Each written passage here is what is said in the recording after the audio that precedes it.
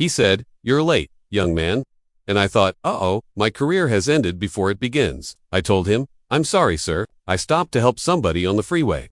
For decades, Clint Walker seemed like the perfect cowboy hero from Cheyenne. But his daughter, Valerie, has finally broken her silence about what really happened behind closed doors. She revealed the dark truth about his drinking, the blackouts, and the nights he disappeared for days. There were hospital stays the public never knew about, close calls that almost ended everything. Valerie lived through the fear of not knowing if her father would come home alive. And what she's sharing now explains why Hollywood tried so hard to keep these secrets buried. Clint Walker was born Norman Eugene Walker on May 30, 1927, in Hartford, Illinois. His mother Gladys, a Czech immigrant, had split from her husband just 8 months into the marriage. She gave birth to twins, Clint and Lucy, in a small town already crushed by the Great Depression. The broken home made everything harder. Gladys moved from place to place just to find work, and Clint learned early that life didn't wait for anyone to grow up. His Cherokee roots gave him pride, but they didn't pay the bills. By age 10, he left school and worked wherever he could, from loud, greasy factories to tough shifts on Mississippi riverboats. By 16, he had already worked as a factory hand, a boatman, a carnival laborer, and even a golf caddy. His muscles came from work, not a gym,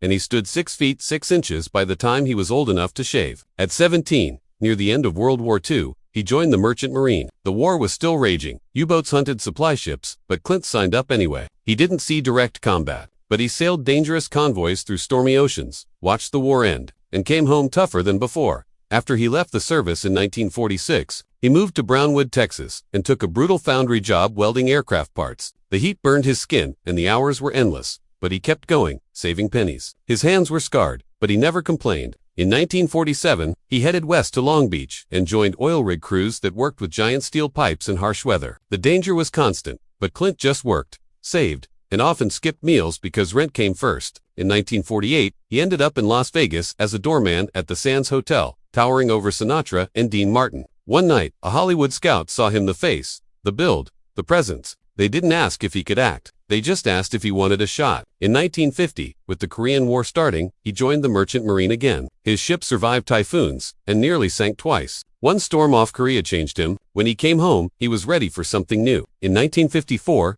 talent agent Henry Wilson, who discovered Rock Hudson, found him. Clint had never acted before, but Wilson saw something, gave him a screen test, changed his name to Clint Walker, and Warner Brothers signed him immediately. In 1955, Clint moved to Los Angeles and trained at cowboy school, spending long days learning to ride, fall, fight, and survive on camera. When Cheyenne premiered on September 20, 1955, everything changed. His first episode showed a snowy mountain fight so real that 10 million people tuned in overnight. Clint became the towering, unstoppable face of a new kind of Western. Studio executives didn't trust his deep baritone voice and dubbed him for the first 2 episodes. But fans hated it so much that by the 3rd episode they restored his real voice. The public got what they wanted. Behind the scenes, Clint fought for safety on set. In 1956, after a stuntman was seriously injured, he refused to keep filming until safety improved. Warner Brothers resisted, but he didn't budge, and eventually the industry followed his lead. Over 7 seasons and 108 episodes, Clint did most of his own stunts, fighting, falling, riding in dangerous weather. He collapsed from heat exhaustion filming The Long Rope in 1960, broke a rib during an intense night shoot in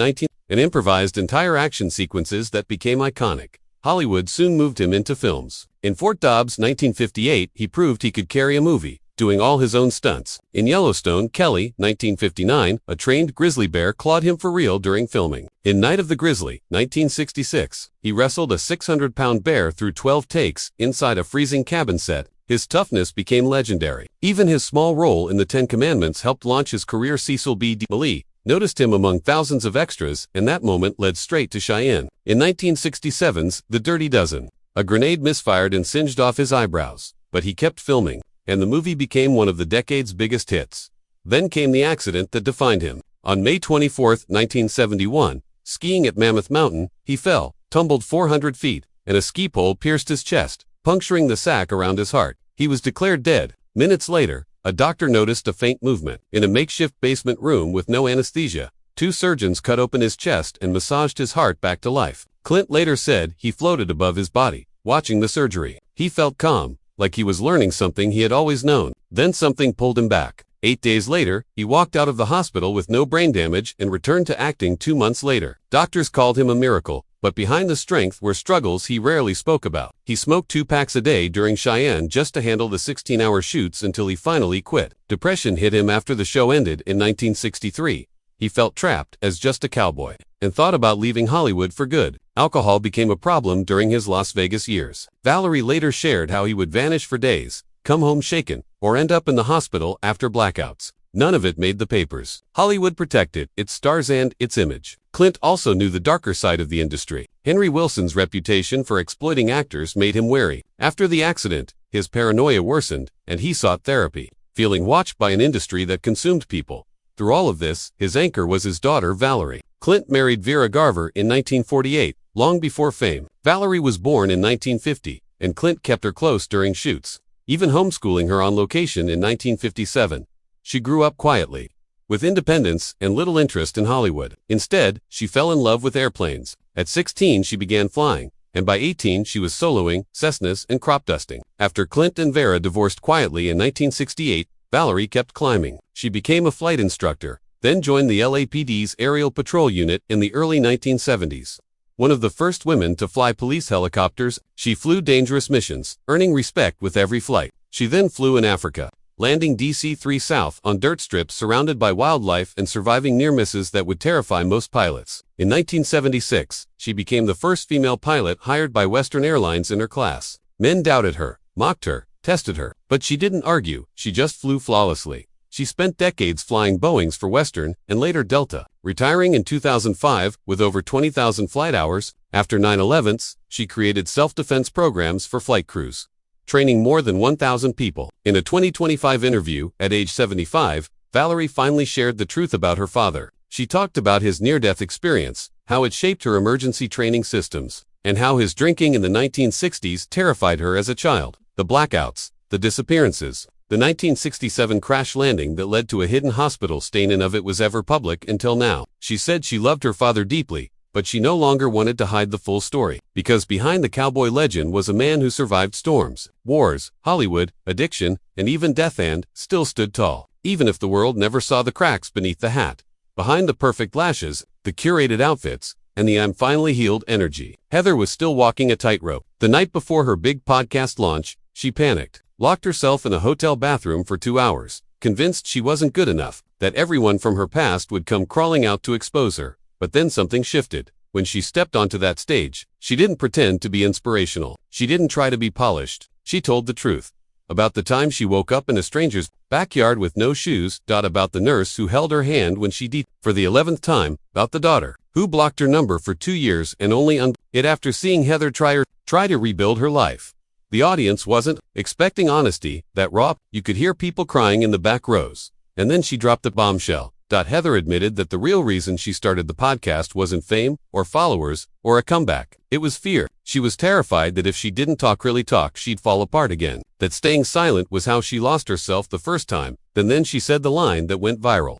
Asterisk, asterisk, if you've lived through hell, you don't come back quiet. Asterisk, asterisk, the crowd erupted. Her daughter, watching from backstage, wiped away tears. Later that night, for the first time in years, she hugged her mother, not a polite hug, a real one.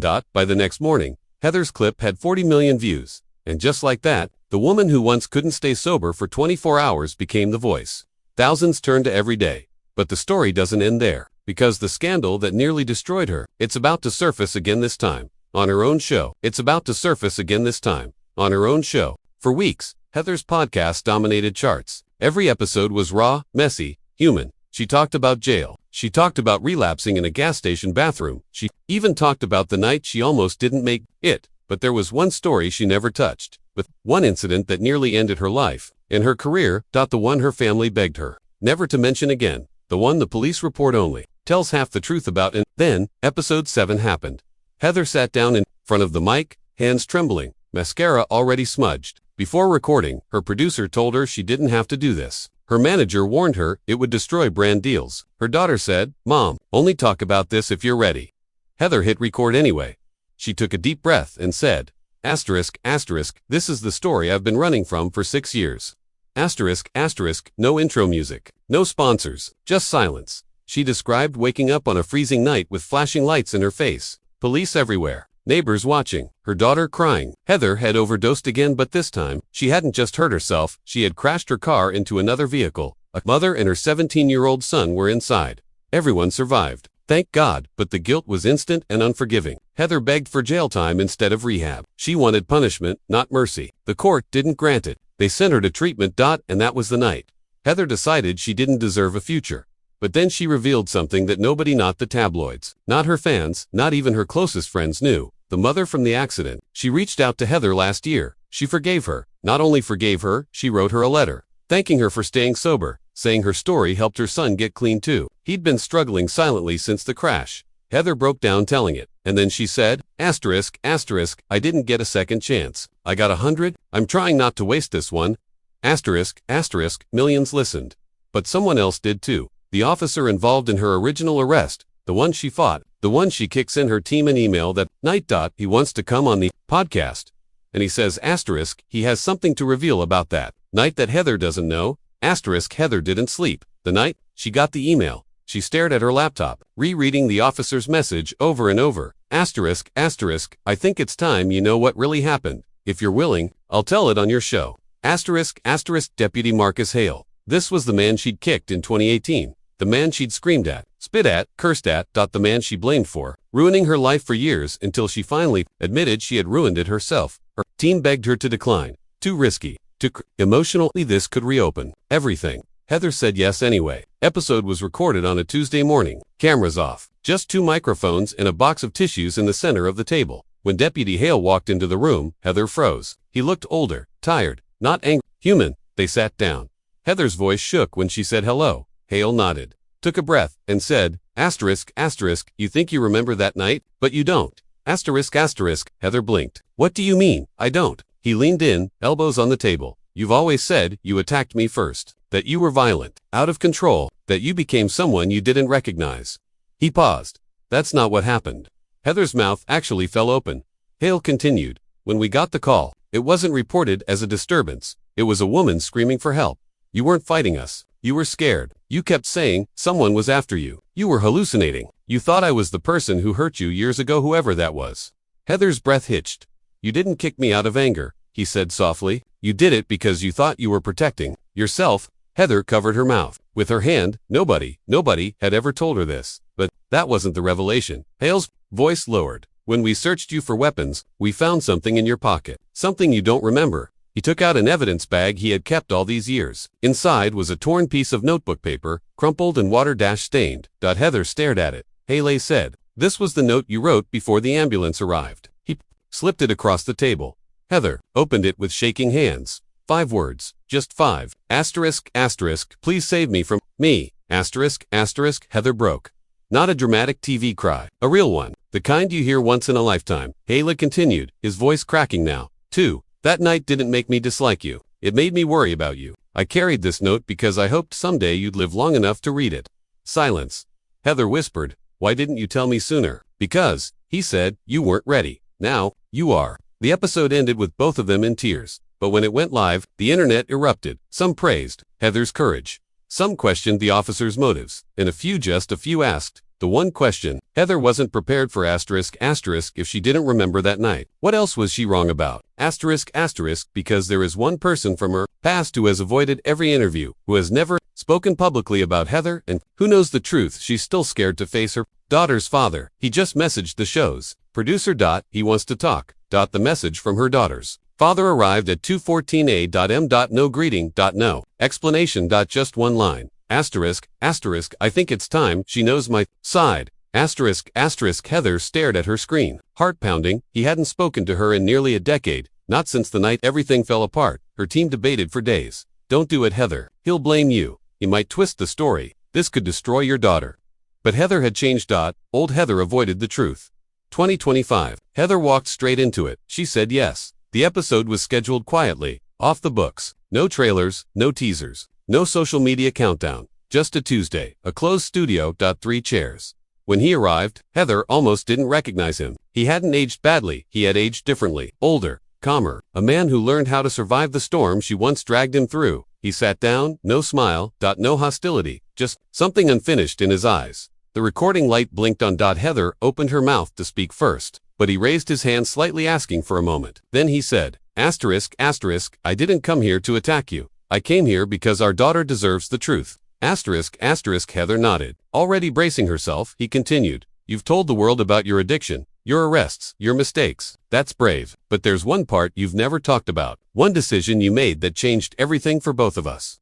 Heather blinked. Which decision? He exhaled slowly. You told people I left, that I abandoned you and our daughter when things got bad. Silence.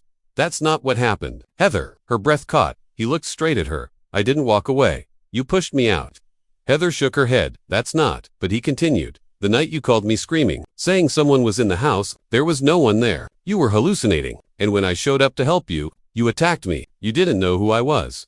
Heather froze. She remembered the screaming. She remembered the terror. She remembered crawling behind the couch, begging for help, but she didn't remember seeing him. He kept going, voice trembling now. The police weren't called because of the overdose. They were called because I thought you were going to hurt yourself or our kid. Heather's eyes filled with tears. Then he said the words that shattered her. Asterisk, asterisk, I didn't leave you. Heather, I protected her from you, and it broke me to do it. Asterisk, asterisk, she sobbed not from shame, but from the devastating realization that half her story had been a lie she believed. He leaned in, softer now. I'm not here to reopen wounds. I'm here because I see who you've become. But our daughter, she still thinks I abandoned her. She needs the truth. She needs to know both of us fought for her even if we fought in different ways. Heather whispered, what do we do? He said, asterisk, asterisk, we tell her together. Asterisk, asterisk, but then before the episode ended, he revealed something else. Something he probably hadn't planned to say. I kept something too, he admitted. Something you wrote. Heather's stomach dropped. He took out a folded piece of paper, old, wrinkled, torn on the edges. He slid it across the table. Heather unfolded it. Her hands shook. It was a letter, written in her handwriting. The week of her breakdown, and the first line read, asterisk, asterisk, if anything happens to me, tell her I tried. Asterisk, asterisk. Heather broke again. Her ex's eyes filled with tears. And then he said, there's one last part. One, I've never shown anyone, not even her. He gently turned the page. Heather gasped. Because the second paragraph was not about addiction, not about guilt, not about fear. It was about someone else. Someone Heather hasn't spoken about in years. Someone her audience doesn't know exists. Someone who was there at the beginning of everything, a name, one name, and it changes everything. Beginning of everything, a name, one name, and it changes everything.